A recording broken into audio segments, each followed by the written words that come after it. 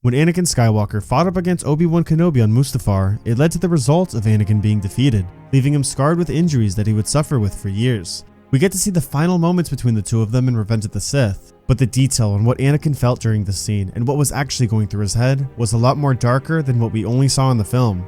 In both the novelization of Revenge of the Sith and the Legends novel, The Rise and Fall of Darth Vader, we get a closer look at what Anakin's exact thoughts were as he burnt in front of his former master. So sit back, relax, and here we go. The exhausting duel between Anakin and Obi-Wan carried them far from the landing pad where Padme's ship had originally arrived, and where Anakin had used the Force to choke his seemingly treacherous wife. But now, the duel was over. With a single sweep of his lightsaber, Obi-Wan had severed his former Padawan's legs at the knees and also his left arm. As Anakin struggled to raise his head from the smoldering sand, his eyes blazed with fury as he glared at Obi-Wan. He started clawing at the edge of the cliff with his mechanical hand, but it made him start to slide down the black sand. Anakin started to scrabble at the soft black sand, but struggling only made him slip farther. Anakin started to tell himself that he wouldn't die like this and that he's stronger than Obi-Wan. The sand itself was hot enough that digging his Durasteel fingers into it burned off his glove and his robes began to smolder. Flame licked the fringes of Anakin's robe and his long hair had blackened and was beginning to char. Obi-Wan shouted down at what was left of Anakin Skywalker, "You were the chosen one!" who writhed at the bottom of a slope of black sand at the edge of a lava river on Mustafar. Obi-Wan continued, "It was said that you would destroy the Sith, not join them! Bring balance to the Force, not leave it in darkness!" As Anakin felt the intense heat burning his torn tunic, he saw his fallen lightsaber lying a short distance away.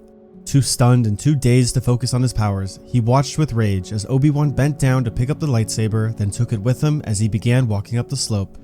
Anakin roared, keeping his eyes focused on the departing figure. Obi-Wan stopped in his tracks and turned around one final time to face the ruined, seething monster. "You were my brother, Anakin! Obi-Wan said.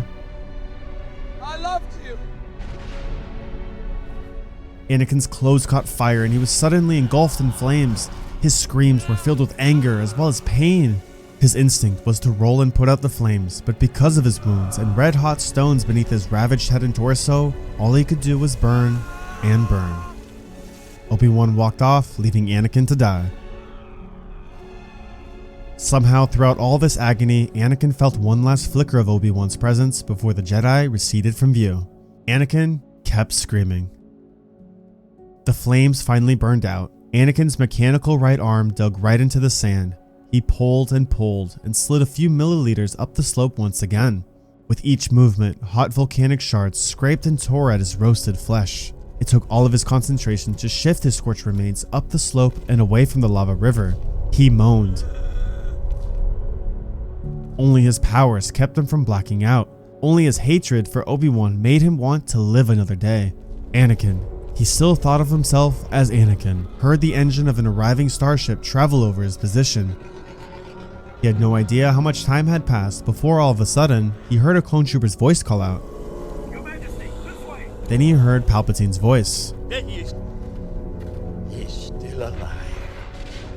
Anakin's blackened torso went completely limp as he finally allowed darkness to sweep over him. I feel like the story gives so much more depth into the final moments of the duel on Mustafar. There's so much in it that gives you a lot more insight of key moments in Revenge of the Sith that we really don't get to see on screen.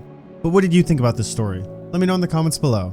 Thanks for watching and may the Force be with you, always.